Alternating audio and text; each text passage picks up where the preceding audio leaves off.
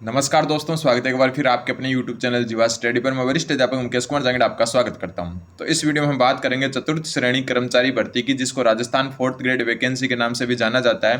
तो इस वीडियो के प्रमुख चर्चा के विषय क्या रहेंगे? सबसे पहला रहेगा पोस्ट प्रेफरेंस, यानी कि जो आपका पद है उसकी वरीयता क्या बढ़नी है। आपके पास 3 ऑप्शन आएंगे, या जो है जिन्होंने फॉर्म फिल कर दिया उनको पता होगा। 3 ऑप्शन में जो है मैं अभी दिखाऊंगा कैसे क्या जो है कौन सा वरीयता के अनुसार फिल करना चाहिए आपको। फिर सबसे तेज गति से फॉर्म फिल हो रहे हैं इसमें, मतलब 5 गुना ज्यादा स्पीड है बाकी एग्जाम में जो है फॉर्म फिल करने की। अभी तक जो है 3 लाख फॉर्म फिल हो चुके हैं 5 दिन में। ठीक है, अब कितने अनुमानित है और कितने बढ़ सकते हैं और लगभग कितने जो है भरे जाएंगे वो बात करेंगे। फिर तैयारी कैसे करें, सबसे मेन इंपॉर्टेंट, इसको हल्के में बिल्कुल नहीं लें, क्योंकि 53,000 से भी ज्यादा यानी कि 53,500 से भी ज्यादा पोस्ट है। अगर इसको हल्के में ले लिया तो फिर आप जो है कई सालों तक भूल जाओ कि इतनी बड़ी वैकेंसी कोई देखने को मिलेगी। फिर अन्य जो अपने पास कोई जानकारी होगी वो भी हम जो है चर्चा करेंगे। सबसे पहले हम स्टार्ट करते हैं पोस्ट प्रेफरेंस से। जो पद की वरीयता है, 3 ऑप्शन आते हैं, उनमें से क्या भरनी है आपको मैं बता देता हूं। ये 3 ऑप्शन आपके सामने आते हैं जैसे आप जो फॉर्म फिल करना शुरू करते हैं। सबसे पहले गवर्नमेंट जो सेक्रेटरीट है वहाँ है, फिर राजस्थान पब्लिक सर्विस कमीशन, और फिर जो सब ऑर्डिनेट डिपार्टमेंट ऑफ राजस्थान है, मतलब अधीनस्थ जितने भी जो डिपार्टमेंट है। तो देखो, अगर आप पोस्ट वरीयता जो है आपको तीनों ही भरनी है, ठीक है, लेकिन क्रम से भरनी है। आपकी मेरिट के आधार पर आपको ये अलॉट होगी। देखो, अगर आप सचिवालय में अगर जो है राजस्थान सरकार के किसी सचिवालय में अगर जॉब करना चाहते हैं तब आपको 1 नंबर पर यह बढ़ना चाहिए। अगर आप अजमेर में जो आरपीएससी का जो मुख्यालय है, कहाँ पर, अजमेर में, वहाँ अगर जॉब करना चाहते हैं तो ये फिल करिए।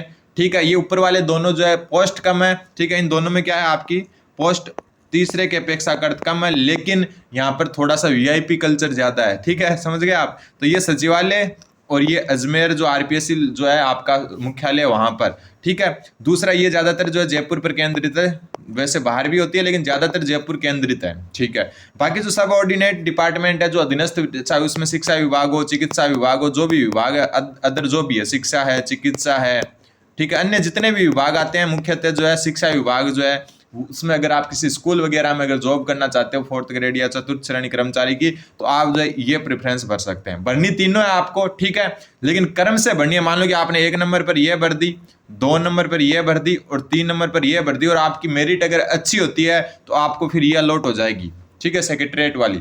फिर अगर आपकी मेरिट थोड़ी सी कम होती है, ऊपर वालों में ही होते हैं, लेकिन तो आपको आरपीएससी अलॉट भी हो सकती है, क्योंकि ये दोनों जो है हाई मेरिट में जाने के चांस है, क्योंकि ये जो है थोड़ी सी जो है इनके मुकाबले थोड़ी एक प्रकार से जो है ऑफिस की जॉब है जो ज्यादा अच्छी है। ठीक है, लेकिन अगर आप प्रेफरेंस जो है, जो ये सबसे ज्यादा पोस्ट इस प्रेफरेंस में सबसे ज्यादा पोस्ट, तो इसको अगर 1 नंबर रखते हो, इसको 2, इसको 3, तो फिर भी जो है आपको सबसे ज्यादा चांस इसी के मिलने के रहेंगे। ठीक है, क्योंकि पहली और दूसरी जो है ये वैसे भी कंपटीशन में हाई है, तीसरी जो है कंपटीशन में कम होगी, लेकिन अगर आप प्रेफरेंस दोगे तो उस हिसाब से ही आपको मेरिट के आधार पर मिलने के चांस रहेंगे। सबसे पहले पहली जो पहली जो वरीयता होगी आपको उसको देखेंगे, फिर दूसरी को देखेंगे, फिर तीसरी को देखेंगे। तो जॉब जहां भी आपको जॉब करनी हो, पहले से ऐसा नहीं है कि आप 1 नंबर पर ये भर देते हो या 1 नंबर पर आप आरपीएससी भर देते हो और आप जो है मतलब मेरिट में इतने ऊपर आ गए कि आपको आरपीएससी मिल जाती है, और आप जो है फिर चाहते हो कि यार मेरे को तो ये जो अधीनस्थ जो विभाग है वो मिले, तो फिर कुछ भी रास्ता नहीं बचेगा आपके पास। इसलिए जो भी भरे सोच समझ के भरें कि आपको जॉब कहाँ करनी है। ठीक है, मैं वापस बता देता हूँ, ये ज्यादातर जयपुर केंद्रित है। ठीक है, ज्यादातर कहाँ पर है, जयपुर केंद्रित है। ये जो है पूरी की पूरी अजमेर केंद्रित है। ठीक है, और ये जो आपके अधीनस्थ है ये ऑल ओवर राजस्थान है। ठीक है, ऑल ओवर राजस्थान। इसमें भी आपको जो है राजस्थान से बाहर, जयपुर से बाहर के चांस भी मिलते हैं, लेकिन जो है ज्यादातर ये जयपुर केंद्रित है। बाकी आपके सामने है। अब अपने चलते हैं अपने दूसरे पॉइंट पर। दूसरा जो पॉइंट अपना वो है कि सबसे तेज गति से फॉर्म फिल हो रहे हैं। ठीक है, तो कितने जो है फॉर्म फिल हो चुके हैं अभी तक वो भी चर्चा कर लेते हैं। चलो स्टार्ट करते हैं बात। और बात करें आवेदन पत्रों की स्थिति की, तो देखो डॉक्टर भागचंद बघाल जो मतलब आरएसएसबी बोर्ड के सचिव है, उनका जो है कल का 26 मार्च का 11:19 का, यानी कि लगभग आप ये मान के चलो कल सुबह 11 बजे तक का जो खेल है उसमें जो है आपके क्लास 4 एम्प्लॉय के जो है 2,77,000 फॉर्म फिल हो चुके हैं। और ये गति आज तक जो आरएसएसबी बोर्ड के फॉर्म फिल हुए हैं उससे 5 गुना तेज है, ये ध्यान रख लेना। मात्र 5 दिन में 3 लाख के आसपास चले गए हैं। ठीक है, 21 को फॉर्म स्टार्ट हुए थे, 21, 22, 23, 24, 25, क्योंकि 26 को तो ये सुबह का ही ट्वीट है। तो 5 दिन में जो है लगभग 2,77,137 फॉर्म, यानी कि ये आंकड़ा आपका जो है 25 तारीख तक का है, ठीक है, क्योंकि जो है 26 तारीख को तो ये ट्वीट ही कर दिया गया था इनके द्वारा। तो सोचो किस गति से फॉर्म फिल हो रहे हैं। तो अनुमानित जो है आपके, मेरा मानना है कि 25 लाख फॉर्म फिल होने के चांस है, कम से कम बता रहा हूं, कम से कम, इससे भी ऊपर जाएंगे, ठीक है।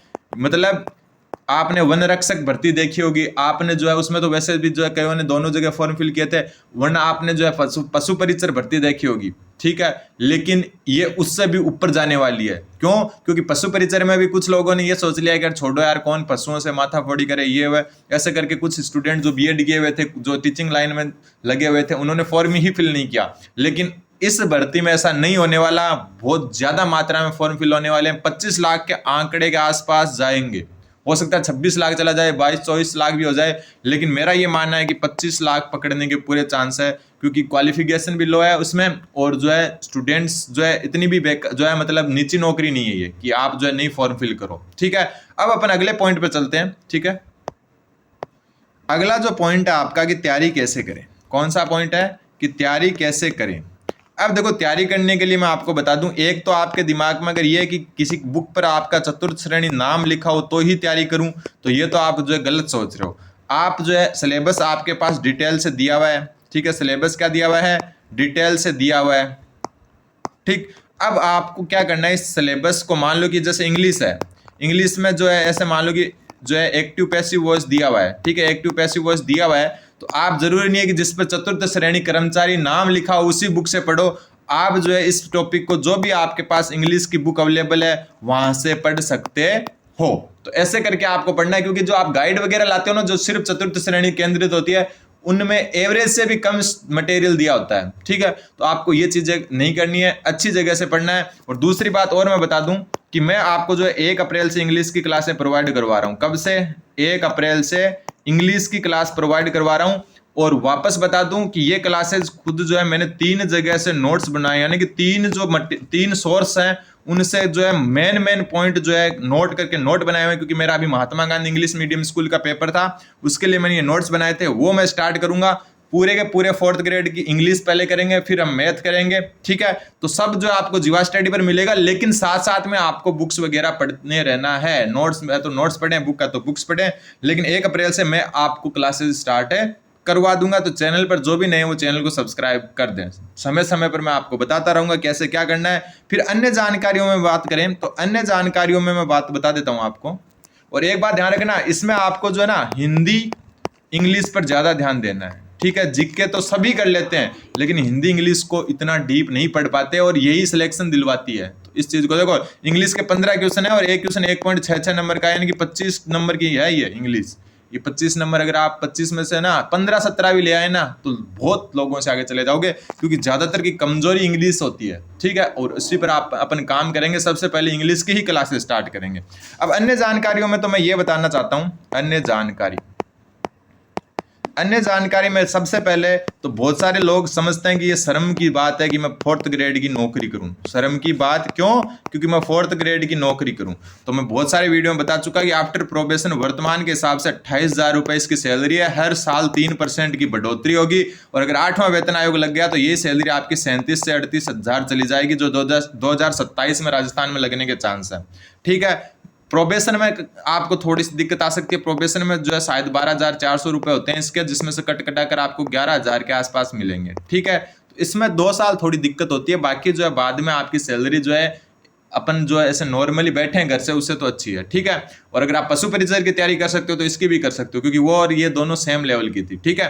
अब बात करते हैं, इसको शर्म की बात मानना बंद करें। और अगर आपका कोई दोस्त, ये भी मैं बता देता हूं, अगर आपका कोई दोस्त आपको ये सलाह दे रहा है कि यार तू तो बहुत अच्छा पढ़ता है, 4th ग्रेड आपके किसी काम की नहीं है, तो मैं बता दूं आपको, वो दोस्त खुद 4th ग्रेड की तैयारी कर रहा है ये कहते हुए आपको, तो वो जो है कंपटीशन कम कर रहे हैं, उनकी मत सुने, खुद पर ध्यान रखें। और मेरे हिसाब से जो भी तैयारी कर रहे हो ना, आप उसको एक तरफ साइड में रख दें और फोर्थ ग्रेड को, हाँ, अगर आप मान लो सेकंड ग्रेड की तैयारी करो जिसका एग्जाम जो है जस्ट जो है सेकंड जो ये फोर्थ ग्रेड के जस्ट पास है सेकंड ग्रेड टीचर एग्जाम, तो उसकी तैयारी कर रहे हो तो फिर फोर्थ ग्रेड को थोड़ा टाइम दे सकते हो आप, दिन में 1 से 1.5 घंटे। बाकी आप अपना जो मेन टारगेट है सेकंड ग्रेड उसको जारी रखें, जिसको रियल में टीचिंग लाइन में जाना है उसको, ठीक है। बाकी अगर आपको लग रहा है कि मैं फोर्थ ग्रेड ज्यादा कंफर्टेबल हूं तो फोर्थ ग्रेड के साथ जाइए और अच्छे से तैयारी करें। देखो आप जो अप्रैल मई जून जुलाई अगस्त 5 और 5.5 महीने मान के चलो, 5.5 महीने, 1 अप्रैल से अपनी क्लासेस स्टार्ट है, इंग्लिश से शुरू करूंगा मैं, ठीक है। ऐसा नहीं है कि जीके के इजी क्वेश्चन करवाए वहां से शुरू करूं या जो है और कहीं से,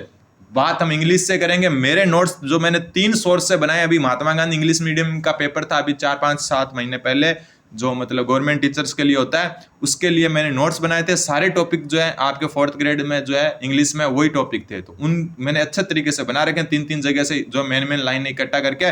और कम मतलब मैं ऐसा नहीं है कि बहुत लंबे चौड़े करवाऊंगा, कम चीज लेकिन सबसे बेस्ट, ठीक है। कम में बेस्ट देने की कोशिश करेंगे। चैनल को सब्सक्राइब करें। धन्यवाद। बने रहे जीवा स्टडी के साथ।